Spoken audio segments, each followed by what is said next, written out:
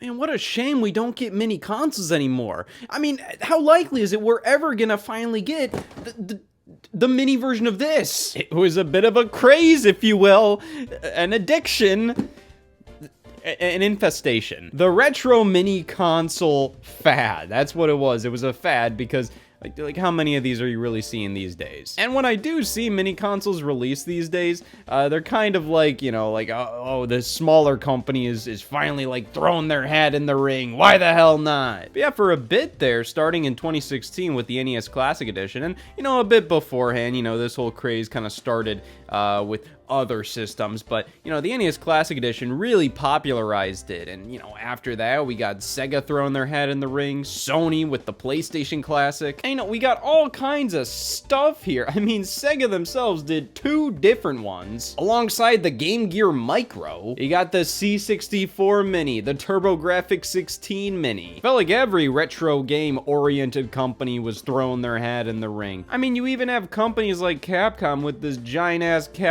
dumbass Capcom arcade stick. But to truly understand this whole spiel, we gotta start from the very beginning. Oh wow, the beginning is looking awfully Atari flashbacky. I mean, you can make arguments as to where this really started. We can go all the way back to like the very first plug and play consoles. I believe one of the very first was like this Activision one by Jack Specific. And you know, I feel like everybody in the early to mid 2000s had at least one of these things. You know, I had the Pac-Man, Ms. Pac-Man arcade sticks. I had this Atari 2600 joystick. And you know, I do think that's where a lot of this mini console spirit began, because I mean, just the fact that you had like this arcade like joystick in your home, even though, you know, like when I play with one of these today, like it doesn't really feel like an arcade joystick. It feels like a toy adaptation of an arcade joystick, just very thin, squeaky like feeling when you're like trying to like move things around with it. But in the mid 2000s, they did the job. I felt like the Atari 2600 joystick was actually like the most spot on of all of the joysticks. I mean, it was just a flat out replica of an Atari joystick. I honestly also felt with, you know, having a battery compartment in there and having the entire like internals of the game console as a part of the joystick gave it some good weight too. Of course, I'm kind of like just remembering this right now. Who knows? It could be like the most god-awful thing I've ever held in my life. I don't remember. But from what I do remember, it did the job pretty well. It really did a good job replicating the Atari 2600 experience in a form factor where you just got like 10 Atari games. You got like a good vibe for like, all right, this is what the Atari experience was. But what if we wanted to go a step further?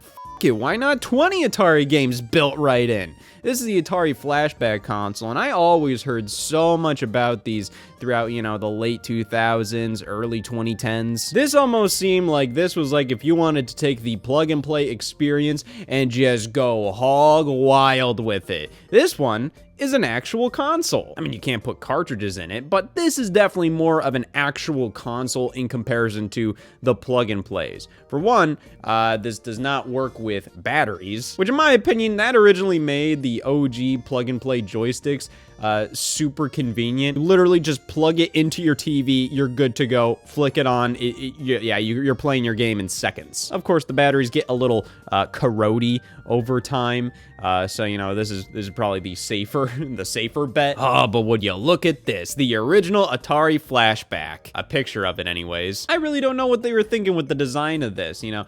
They're kind of going for a Atari 7800 style thing with the controllers, even the console, even though, you know, like, Atari consoles generally did, like, look like this. But if you want to go for nostalgia, like, why base it off of all of that when, like, what everybody remembers with Atari is that classic old Atari 2600 with the wood grain finish and the controllers that don't look like a goddamn, like, whatever. This looks like a buzzer when you're in the hospital and you want to call for the nurse. The problem with these old Atari consoles is that for the most part, they kind of just stick to the Atari-made games for the Atari 2600, and, you know, they're not the greatest. I mean, Atari has some classic games here. You have Asteroid, Centipede. But for the most part, I do feel like the games that defined a generation You know, yes, a lot of them were on Atari 2600 and Atari consoles in general, but they weren't the games Atari themselves were making. Like, bro,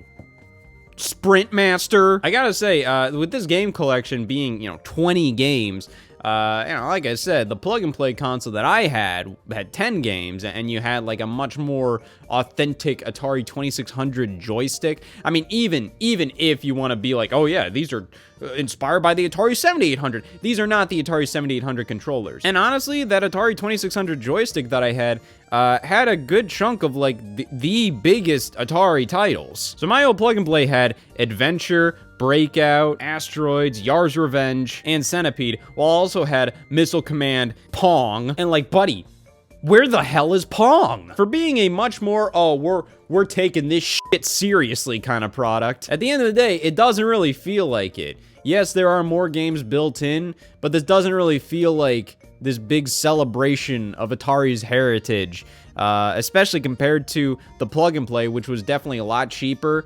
And you also had, like, games like Pong, which is just like, it's fucking Pong. How are you gonna make this big old, it's all right here, not fucking Pong apparently, but this is kind of cool. Includes the never before released Saboteur. That's something that a lot of these mini consoles eventually started to do, was kind of like bring in games that, might be like lost games, canceled games, or just like kind of like weird little things. Like, that is kind of neat. But why take knee when we get what the Atari Flashback should have been in the goddamn first place? Yes, the Atari Flashback initiated like a long-lasting lineup of Atari classic game console plug-and-play systems.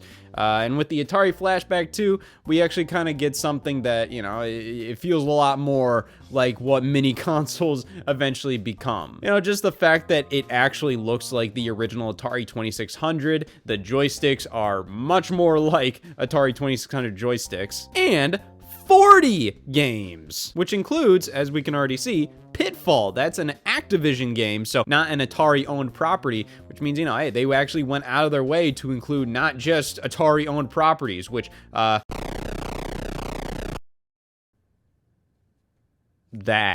be honest, this feels like a much better celebration of the Atari 2600. Now, to be fair, a lot of this stuff isn't the most, like, authentic. I mean, you can even see with Pong right here. That isn't the Atari 2600 version of Pong. Hell, this is actually, like, one of those weird things. Did you know, like, there's no game on the Atari 2600 called Pong? Look it up. You got Pong Sports, you have like Video Olympics, but yeah, there is no cartridge titled Pong, and this is kind of like more of a replication of like what the original arcade game like was, I guess. Now over time, Atari Flashback consoles would just keep coming out. They kept on numbering them, added new games, maybe swapped some games out for other ones, and Atari swapped spit with a bunch of different manufacturers and publishers of the Atari Flashback brand of consoles. This right here was the very first Atari Flashback console created by AtGames. Weird ass bastard. This was a company that wanted to do a bunch of these, dedicated little plug and play game consoles, like kind of like in the early to mid 2010s. Most notably, they did Atari stuff and Sega stuff. So here we have this Sega Genesis arcade motion. This is kind of just meant to be like a bit of a, oh, it's a classic game console, but also it's a Wii knockoff. This company just didn't really give a damn. The original manufacturer of a bunch of these like old plug and play like arcade sticks was Jakks Pacific, which, yeah, that's some baby boy bullshit right there. I remember the name Jakks Pacific a lot. Jakks Pacific was all about making toys. AtGames felt a lot more, like, dedicated to, like, doing retro game nonsense products. The only problem I had with old Jakks Pacific plug-and-plays, hey, it was the early to mid-2000s. This wasn't really, like, a very well-known thing at that point to get, like, emulation and quality down to a T. It's 2003, the Pac-Man arcade stick makes me feel all fuzzy. that's all that matters. By the point in which AtGames was putting out a ton of these game systems, though, I think people were a lot more accustomed to, like, what good and bad quality, like, retro game products are. But it didn't matter at this point, because AtGames was, like, the only company that could actually, one, get into, like, big retail stores. Like, you know, you would see AtGames products at Walmart's, Dollar General's, CVS, Walgreens. And they were working with a ton of the big name retro gaming companies. Most notably, Atari. They took over the Atari flashback line of systems. Sega, they put out a ton of these Sega Genesis little retro plug-and-play products. Hell, Namco, they started to do stuff with Namco. Activision. And, you know, it was cool to see a lot of these products, like, in actual stores. I remember going to a Dollar General and seeing, like, the Sega Genesis classic game console, and I'm going like, what? Especially considering this thing had a game cartridge slot. You could put Genesis games in it, and it was like $50 or something. Plus, it came included with a bunch of different classic Sega Genesis games. The problem is, when you actually plug this thing in, it is like the cheapest, most bootleg feeling garbage. Here's the problem. At the end of the day, these types of systems were never made for, like, oh, the enthusiast. They were made for the guy that hasn't played a video game for 30 years. He's walking in a dollar store during, like, you know, the holiday season, and he comes across the Sega Genesis classic game console. I remember the Sega Genesis. He's gonna buy it, bring it home, plug it in, and play it for like an hour and be like, wow, yeah, that was the Sega Genesis, all right. But when you actually take a look at, like, how the games play and how they feel with these AtGames products, they feel like crap. They get enough right where, like, it's serviceable for a casual consumer, which is all they're really meant to be. But, you know, I bet you most casual consumers play these and they think, like, yeah, that was fine. But here's the thing. Even with something like these Sega AtGames products, even if a casual consumer is like, yeah, this is fine, they don't notice a ton. I bet you comparing this with, like, a much better product, let's say, like, in the future, the Sega Genesis Mini from 2019, they would 100% have so much more fun with that, with, like, it's very high quality emulation, it's better quality controllers, all of this stuff. So even if they can't put their finger on, like, oh, what's wrong with this experience, I bet you they play this AtGames product for an hour and they're like, yep, that's generally the Sega experience I remember, and then they throw it into a damn closet and they forget about it for forever. Comparing that with a much more high quality product, I bet you, even if you don't know what the hell to say about it other than this feels better, like, those are gonna feel better, and I bet you they're gonna play it for far longer. These AtGames products were always just kind of meant to, like, oh, win you over at the checkout line, and then you play it for an hour, and then that's it. But this damn company ruled the damn world of retro gaming. And, like, the pre-NES crap, like, it was, like, fine. They were okay at the Atari stuff. They were okay at ColecoVision and television, all of that. But it was never like, oh my god, this is some gourmet shit. It was always pretty cheap. It was always pretty just half-assed. But after the whole plug-and-play joystick boom of the early to mid-2000s, this was pretty much what retro gaming plug-and-plays were all about in the 2010s. That was until the Messiah. The NES Classic Edition, released in 2016, produced entirely in-house over at Nintendo. Now, this definitely released kind of out of necessity for Nintendo. 2016 was a very off year, and by off, I mean fucking dog shit. This was the Wii U's final full year, and it damn well felt like it. The 3DS didn't get a ton of major releases outside of, like, Pokemon Sun and Moon and Kirby Planet Robobot.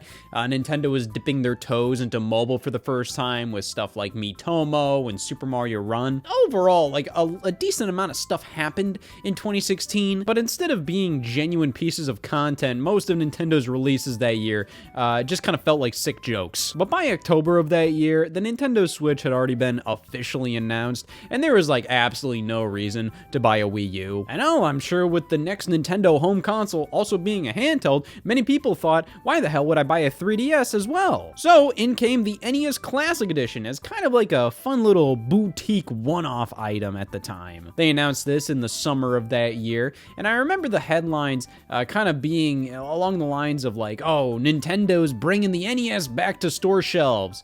And I thought to myself, like, when I read stuff like that, I was like, oh, wow, does that mean Nintendo's in such a bad spot? They're just re-releasing the original NES, like cartridges and all? I don't know why I thought that, because obviously this made a lot more sense. This is fundamentally like Nintendo's take on an Atari flashback type console. But whereas those things felt like fleeting gimmicks, this felt like a genuine product that had a reason to stand on store shelves. There's a reason to pick it up for everybody. Like, Atari flashbacks, like, sure, many of them look like the Atari 2600, but, I mean, they have these giant-ass, yellow-ass buttons, and just, like, they feel a lot cheaper. They aren't like a downsized replica of the thing. It just feels like a weird-ass little Fisher-Price toy. The NES Classic Edition, by comparison, just feels a lot more high quality. The controllers included are practically like one-to-one replicas. The original molds used for the original NES are pretty much brought back here. Like, this feels good. It feels like something you could put on a shelf, like, oh man, I grew up with the NES, here's just an NES Classic Edition to represent that on my shelf. I feel like you can't really do that as much with an Atari flashback console. It just kind of looks like, what the hell is that doing on the shelf, man? Get that thing off of there, there's kids around. But I think here's the most notable thing. 30 NES games included, and these are top of the shelf NES games. I guarantee you, like, a good 75+% of the games included here are generally considered like some of the best NES games ever created, or at least like some of the most popular. When this was initially announced, I kind of thought to myself like, oh, that's kind of cool, but you know, 30 NES games included, a lot of it's gonna be just like the trash Nintendo owns because they can just throw it in there without any thought. Like, why not include Urban Champion and Soccer? No, here's the thing, Nintendo had some restraint with this, and they went for like the best of the best. There's only like a couple of games in this 30 game lineup that I think are like a little out there, but for the most part, you can definitely understand why any one of these are available on the NES Classic Edition. And they went out of their way to work with Square Enix, Capcom, Konami, Tecmo, all of these companies that own, you know, like the NES games. And at the end of the day, this thing was $60, $59.99. That's like $2 per game. On top of the fact that, like, yeah, the emulation quality on this device is good, which is shocking considering the current state of emulation of NES games from Nintendo in 2016 was putrid. You know, playing NES games on the Wii U Virtual Console sucked. And on top of that, you get the authentic, brand new original NES controller with a super cool, very cute, very high quality feeling replica of the original NES, now just bite-sized. You know, this was just kind of a no-brainer that holiday season. It just made sense. We're like, anybody that was a fan of video games, I think this was kind of a very cool, novel item to get them. Even if, like, whatever, like, they never even played NES games, I think this is, like, the perfect way to introduce people to old school NES games. You get the original controller, you get pretty much, like, the best of the best lineup here. When this was announced and released, it just kind of felt like it would make sense to do classic editions of, like, all of the Nintendo consoles, or many other consoles. You could just imagine, just on store shelves at any given time, you could just pick up an NES Classic Edition. You know, an experience where it all began in a very high quality and novel way. Except you couldn't do that because this thing was impossible to find. That's just the thing, man. Nintendo struck gold with the NES Classic Edition right at the right time. I think a lot of things kind of added up to this. You know, the Wii U was not doing very well at all. So even though many of these games, in fact, pretty much all of them, were available on like the Wii U Virtual Console, maybe available on the 3DS Virtual Console, Wii Virtual Console back in the day, I don't think the everyman, somebody who might have grown up with the NES, really even knew these games were available in official capacities anymore. So I think kind of like re-releasing it in this very affordable, easy to understand package, you know, like caught a lot of people's attention. In addition to the pre-existing Nintendo freaks that already like had access to all of these games, it didn't even matter. I wanted the fun box. And again, at $60, this just kind of felt like an easy present to give anybody that you knew even liked video games. It's just like, it's $60, hey, why the hell not? Nearly everything about this product was like damn perfect. You know, there was the whole thing of like, that's one short-ass cord. But at the end of the day, the NES Classic Edition was an incredibly high-quality little mini console. It was a perfect representation of the NES, and I think it just appealed to damn near everybody, especially our friends at AtGames. It's like this shit reawakened the beast.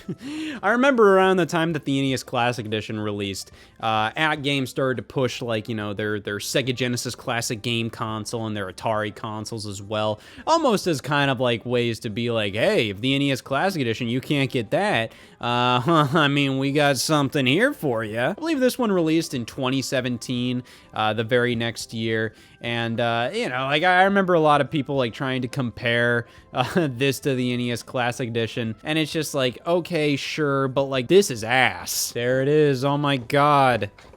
The Sega Genesis flashback. As you can see, it does accept Genesis cartridges, which is cute, but this is just a very hollow, plastic feeling pile of trash. The menu user interface on this thing feels genuinely just like it just came standard with whatever the hell they used to code it. Why the hell is like this freaking HD sticker on everything with this? Even the menu. It's like when you see amateur music videos on YouTube, but they still put the Vivo logo in the corner. They try to market the fact that like, oh yeah, this has a cartridge slot. That means it's more value. But it was like, this is like 80 bucks or something. It was significantly more expensive than the NES Classic Edition.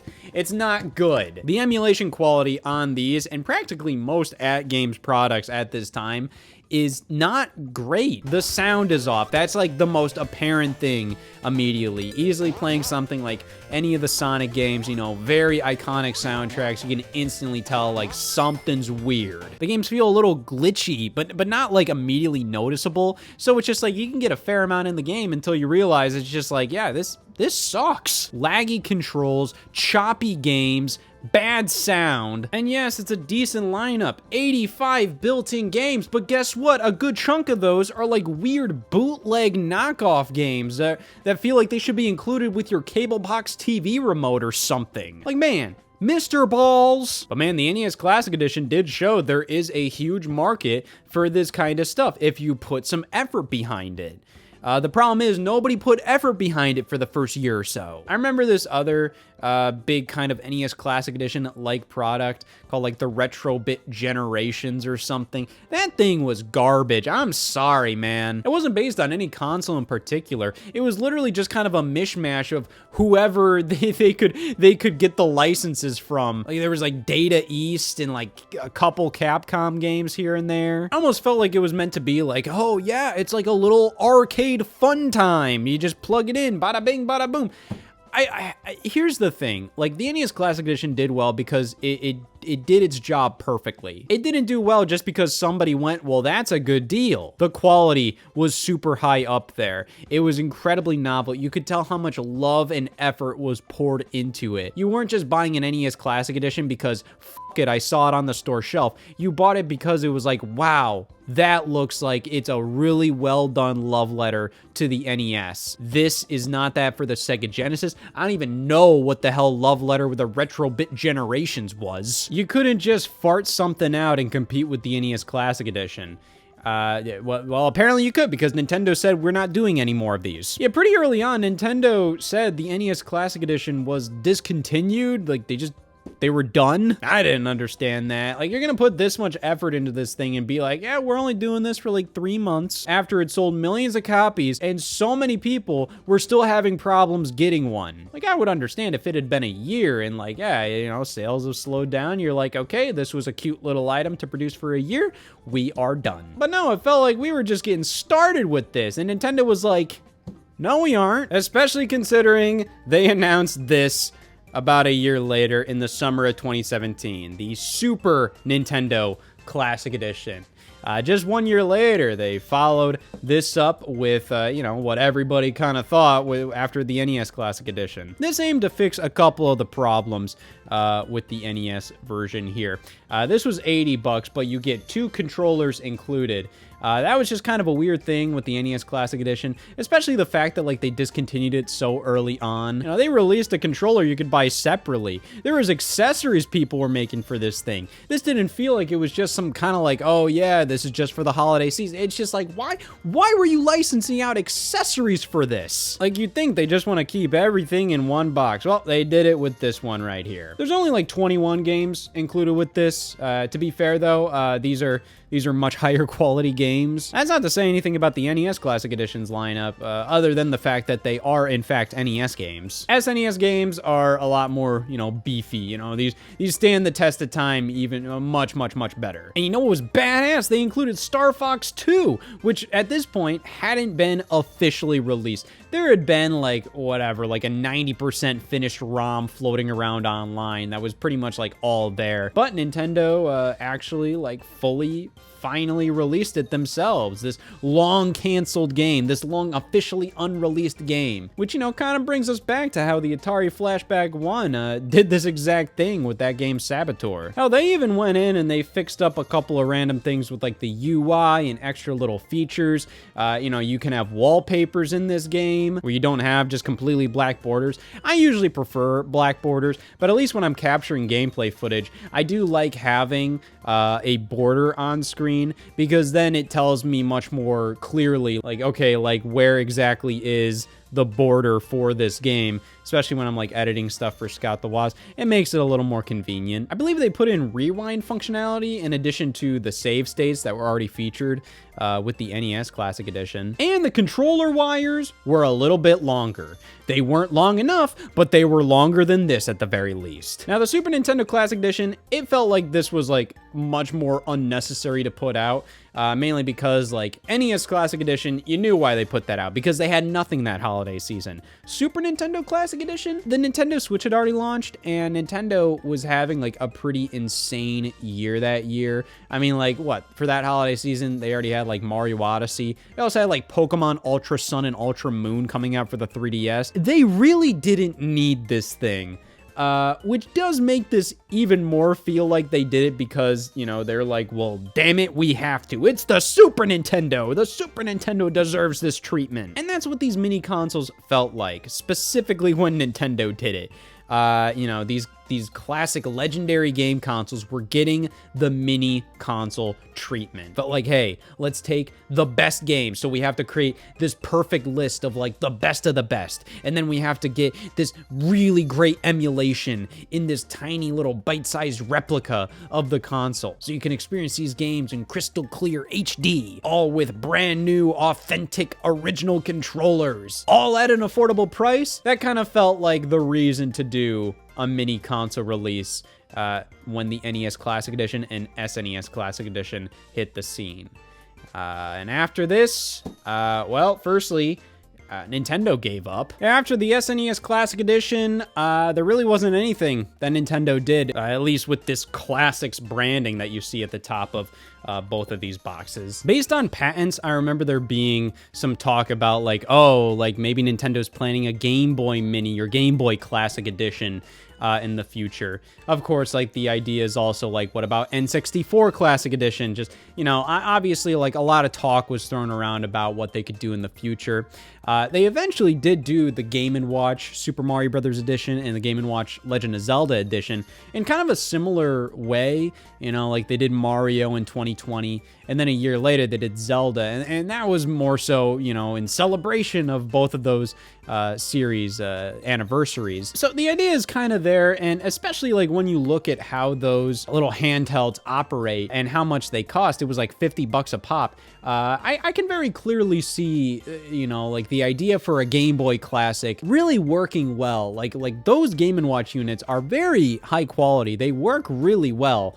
So imagine kind of like a similar vibe for like a little Game Boy that has like a nice backlit screen, a nice color screen with a bunch of games included. Hell, Link's Awakening, a Game Boy game, is included in the Zelda Game & Watch. But in terms of like what they did here, nah.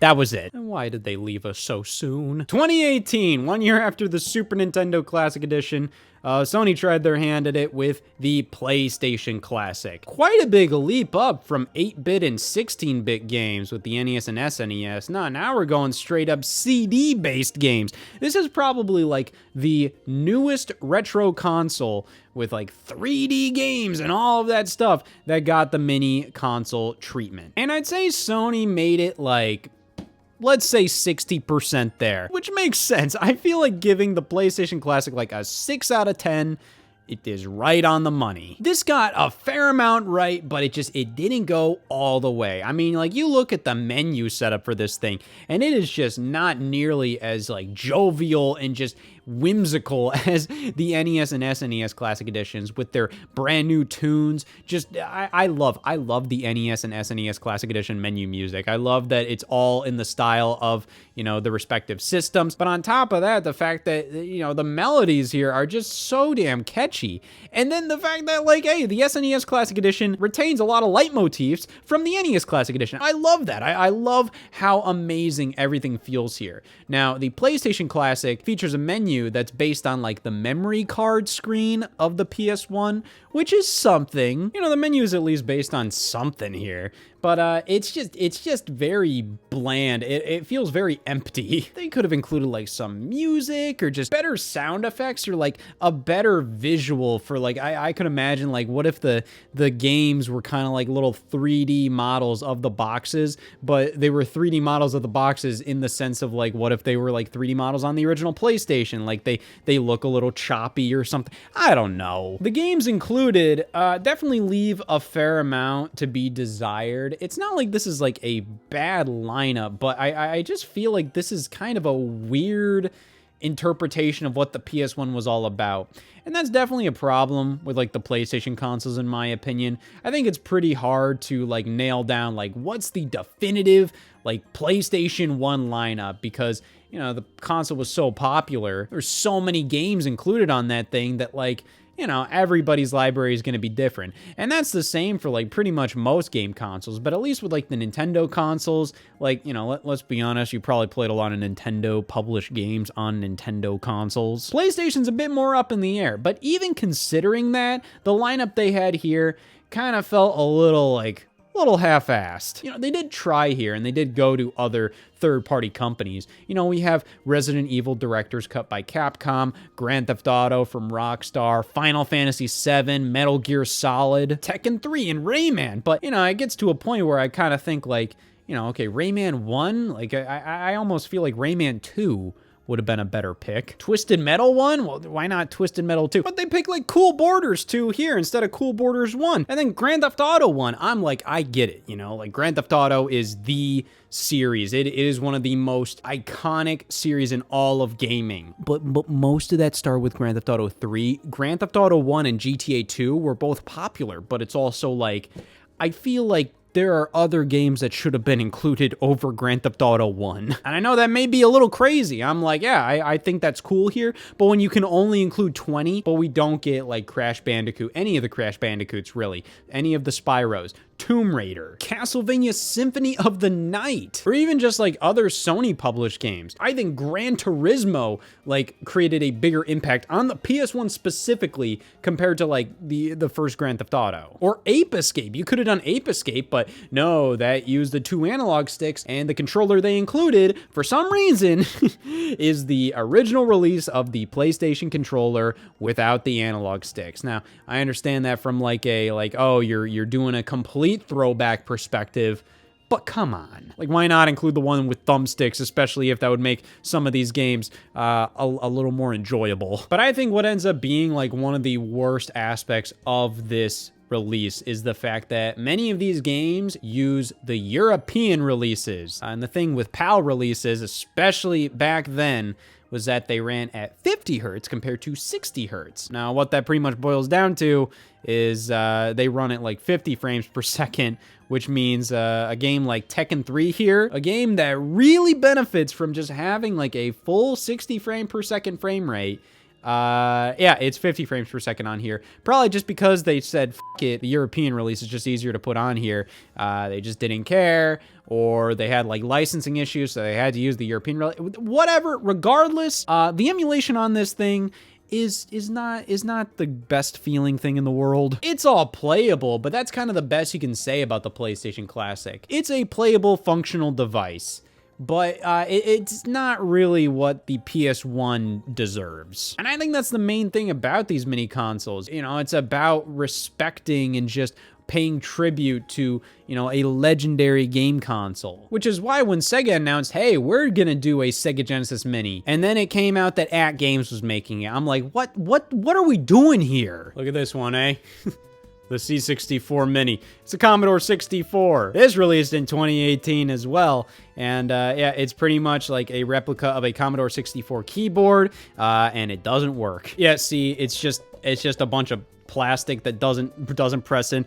I kind of feel like, you know, if you're gonna do like a mini computer kind of thing, you know, I know that would be ridiculous to just, you know, like manufacture all of this, but it's just disappointing, especially considering a lot of the games included on here require like keyboard inputs. So you have to end up doing like something where like you have to bring up like a virtual keyboard with this joystick, which is, it's not a great joystick, firstly. It's meant to kind of replicate some of the shitty joysticks from back in the day, but, you know, it also makes it a shitty joystick. But I really was not there for anything Commodore 64 related. I have a very minimal understanding of the Commodore 64 days, so I'm not really sure if the game lineup here is really like indicative of the Commodore 64. I feel like you have some heavy hitters, but because the Commodore 64 literally had like a billion games released for it, it is crazy how many Commodore 64 games there are out there. I feel like this kind of runs into the same problem where it's like, here's a selection of a couple of Commodore 64 games that we could get the rights to, and you know, it's definitely considering like what's some of the biggest games from that system's library. But I feel like, you know, this is kind of poised to not please everybody. Here we have one that I've seen a lot about, but I've never even opened till this very moment. It's the Neo Geo Mini. This at the very least does a different thing where it's kind of like a small arcade cabinet you can play on your desk, or you can also plug it into the TV with a mini HDMI cable and then play it that way. Which, hey, that reminds me of this pile of dog shit. It's the Neo Geo X. This released around like 2012 or so, and this was kind of a weird thing. You know, this is kind of like a precursor to the NES Classic Edition, while also being a successor to like the mini consoles that came before, stuff like the Atari Flashback. You know, this feels fairly high quality for what it is. I think the problem is like the way it's all like advertised to you here. It makes it almost sound like, oh my god, the Neo Geo is back, bitches. Like, look at this. Revolutionary system within a system, including the Neo Geo X Station with HDMI capabilities, Neo Geo X Handheld for portable gaming. So, like, yeah, pretty much this is like the Nintendo Switch before the Nintendo Switch. This is fundamentally a handheld that you put into this little dock thing, and then you could play it on the TV with this giant-ass controller. And you know what's funny? They just never get this right with the Neo Geo. They never get this right. The emulation on this thing stunk. But at the very least, the Neo Geo X kind of felt more like they were trying to make it like a premium product. This is just kind of a cheap little, like, who the hell cares? I know the screen on this already isn't great, and when you plug it into the TV, it still doesn't look great. Okay, so I got a couple problems with this thing. Firstly, the analog stick is an analog stick. It does not feel like an actual arcade stick. Neo Geo is very well known for their micro switches. How pretty much all of their thumbsticks, you know, you can rock 360 degrees, you're gonna hear like click, click, click, click, click, click, click. They feel amazing. That's like a Neo Geo staple. This it's just kind of a shitty little thumbstick. The viewing angles of the screen are non-existent. You pretty much have to be viewing it like dead on to get anything out of this. At the end of the day, I don't like hate this thing. I just kind of feel like this is a novelty. This is something to put on the desk and just dick around with from time to time, and literally nothing more. If you expect anything more out of this, you are going to be so damn disappointed. But if it's just kind of just sitting there, like, it's not harming anybody. Who the hell cares? You can plug in 2 controllers, so then you can kind of sit back and just, you know, play with the controllers. And from what I remember, the controllers themselves don't even have the micro switches, so it's just like, what the hell is the point? Then I've seen plugging it into the TV, it just doesn't look good at all. And again, like, here's my problem. Like, a mini HDMI out. Who the hell has a mini HDMI out these days? You're telling me with all this space left over, with how cheap this thing feels, how hollow this thing feels, you couldn't have put a full-size HDMI port on here? Or you couldn't have made it just like a little bit bigger? You know, this is jumping ahead a little bit, but Sega did this one in 2020, 2021, based off of their Astro City arcade cabinets. And I gotta be honest, I don't even remember if this thing got bad reviews or good reviews. Now, I do know, like, this primarily only released in Japan, but I believe Limited Run Games released it here in North America. All right, buddy, take a gander at this. That's what I'm talking about! Damn, everybody, I don't know. This is pretty damn good. You have a very wide selection of arcade games by Sega. Right now I'm playing Virtua Fighter, and playing this game on a miniature arcade cabinet feels really, really cool.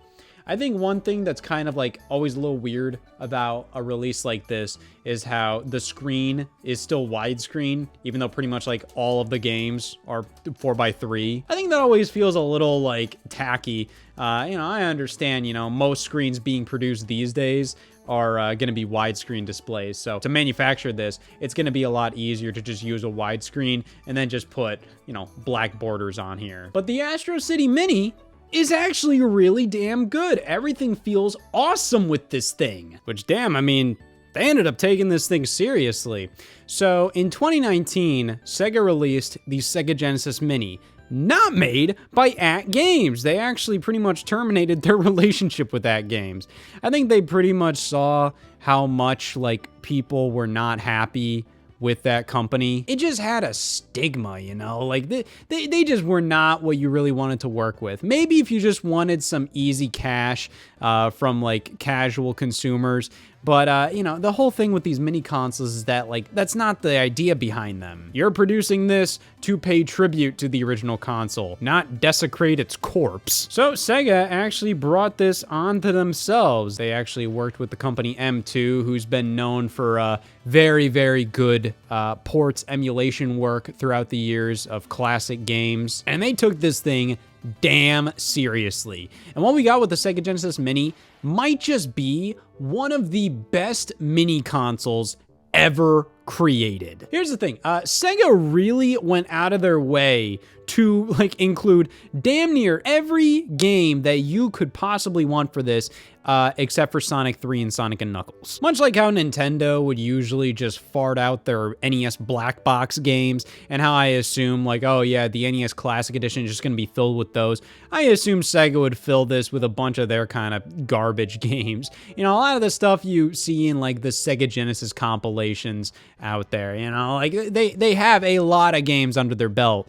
No, actually, like, look at this. They worked with damn Disney. They worked with Disney to bring Castle of Illusion to this thing. They got Mega Man The Wily Wars, like, before that game was, like, readily available anywhere. The thing with that game, while it got an actual release in, like, Europe and Japan, in North America, it was, like, a Sega Channel exclusive, which was kind of like this weird, like, you know, game streaming, but not game streaming thing. It's like a cable package, but for games. And they would release like certain ones as exclusive releases. And Mega Man The Wily Wars was only available through that service. And the Sega Genesis Mini was like the first way this was like readily officially available in North America, which is insane. You know, and on top of Castle of Illusion, you got World of Illusion, you got Castlevania Bloodlines and Contra Hardcore, Strider, Road Rash 2, Earthworm Jim. On top top of all the Sega stuff like Vector Man, you got Virtual Fighter 2, Toe Jam and Earl, Sonic 1 and 2, and Spinball. And you know what's damn cool? We got 2 bonus titles here. Tetris, which was never released. This was like kind of like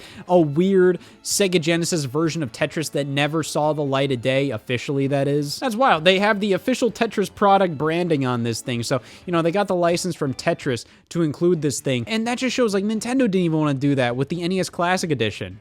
They just put Dr. Mario on that thing kind of as the replacement for Tetris. Like they were like, yeah, Dr. Mario is great, but like, you know, like, why not include Tetris for the NES? That's a massive title. No, that would be too much work to get the licensing for. Sega went out of their way, and this game didn't even officially release on the damn Genesis. And Darius here is a title arcade game that, you know, the developers, M2, actually went in and they created a Sega Genesis port of the game in 2019. Now, I believe Darius was actually meant to release on the Sega Genesis back in the day, but, you know, that release got scrapped.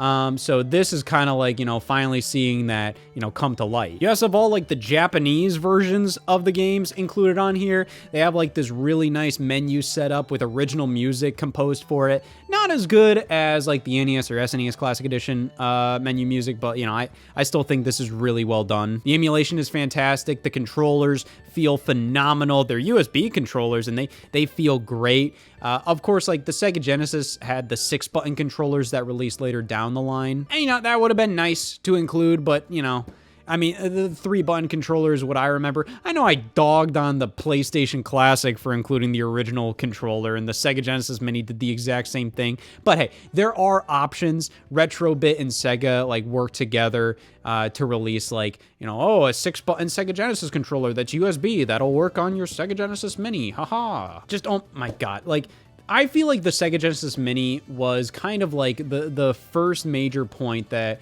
we're kind of seeing like Sega really kick themselves into gear.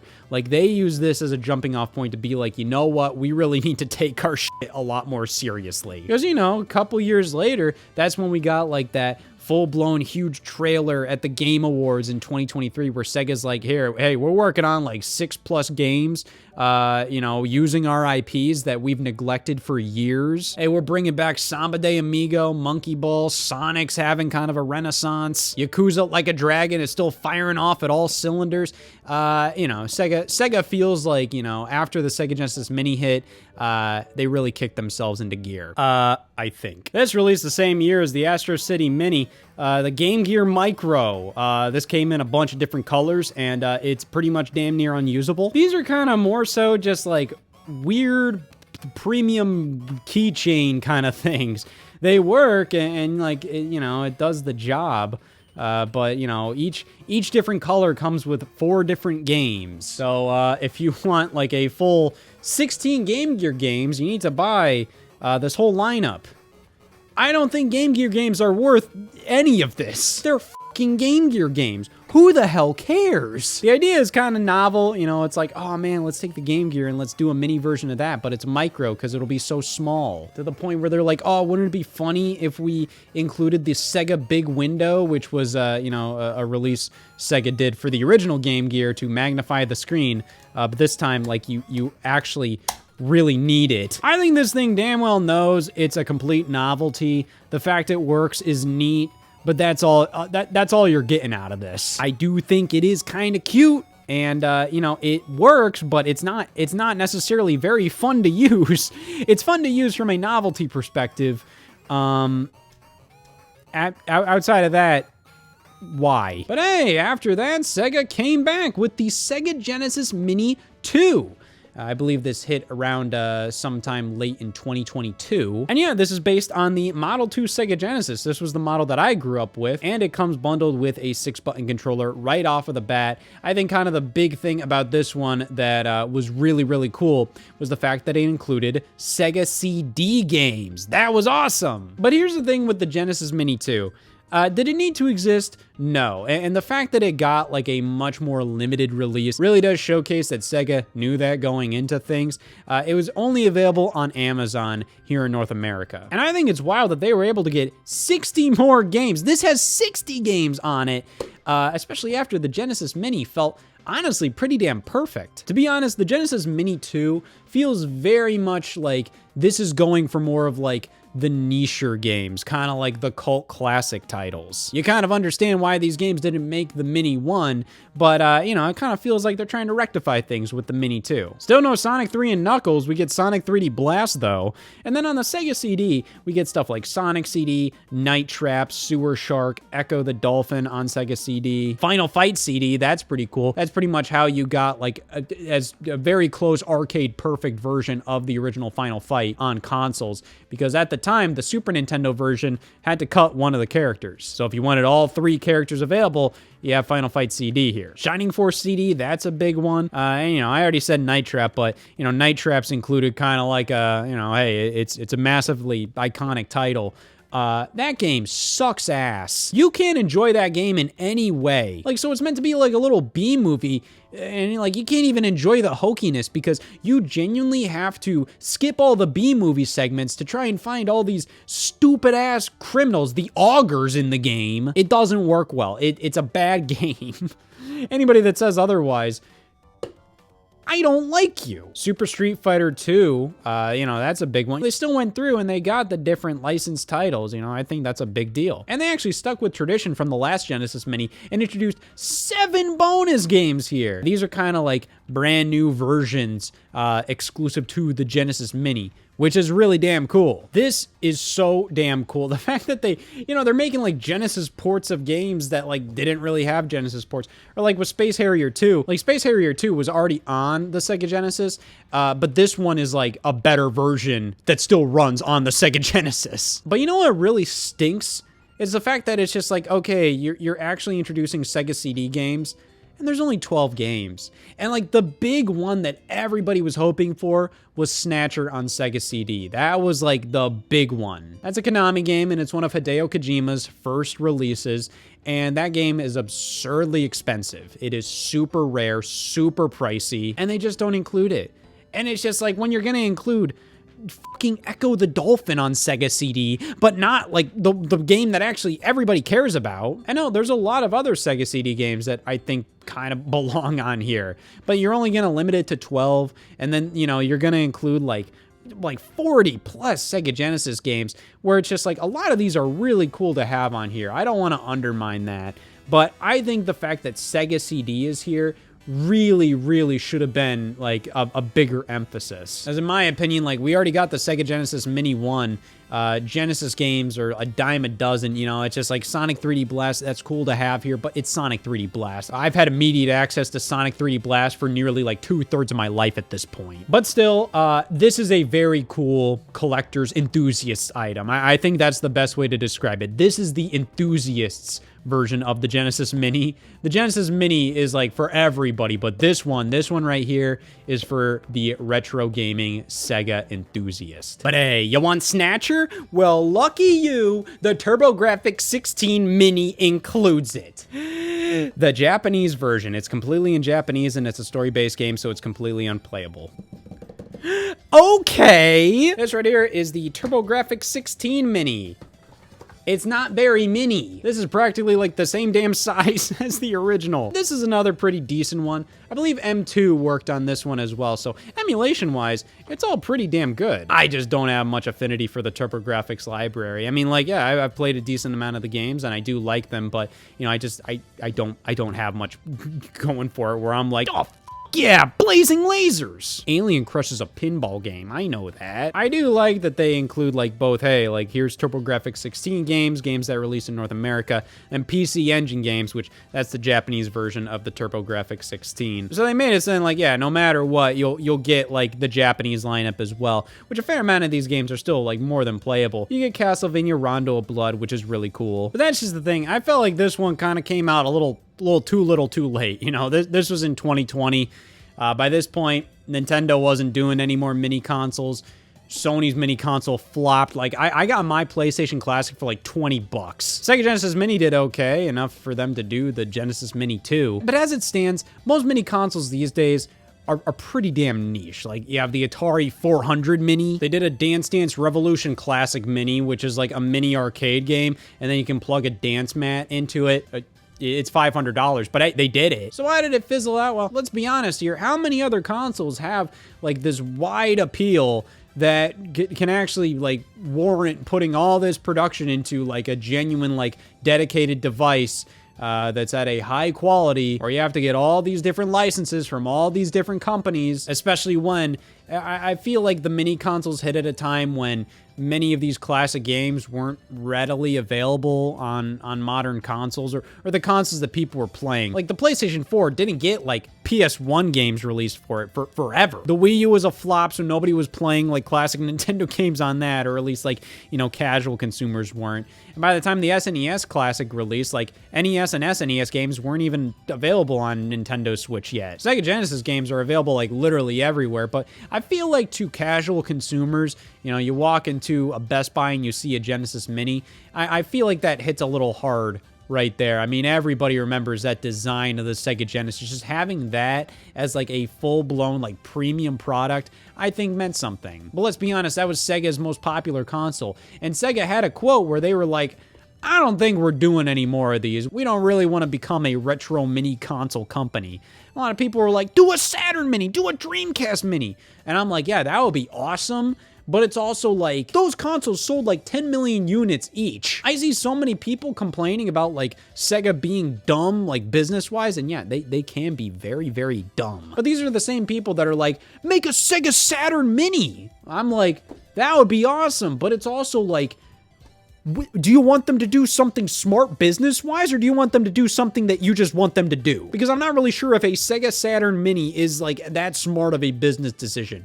Maybe in Japan, but not as a wide release product, and especially the same with a Dreamcast Mini. Basically, what I'm trying to say is, I think many mini consoles have kind of run their course, and I think it kind of makes sense. They are very cute ideas, and I think as tributes to these classic video game consoles, they're perfect. But I'm gonna be honest, like, I don't use these damn things. I will try them out, I will have a blast for a couple hours, and then they go back in their box or they go on the shelf, and that's it. I still haven't hacked any of these things. I know a lot of people like hacking them. I'd rather just play a lot of these games on my Switch, or just have like a retro gaming like little console, dedicated console for everything, like a mini PC or whatever. Yes, the interfaces aren't nearly as good as like these mini consoles, but you know, I mean, like, I'd rather just have one device I use for most of this stuff than just have, like, a bunch of little mini consoles with their own HDMI ports I have to plug into. But these things have their place. And maybe in the future, where we get to a point where, yeah, the technology to make, like, let's say, like, an Xbox Mini or an Xbox 360 Mini, you know, if the technology gets to that point where we can have one of those for, like, $100, that'd be pretty damn cool. But as it stands, I find that the mini consoles were a fun little fad, but moving forward, I think it makes sense to just kind of focus on, you know, making these games readily available on all platforms, not just on a, you know, very specific dedicated mini console that costs like $100. Because goddamn it, Air Zonk belongs to the world.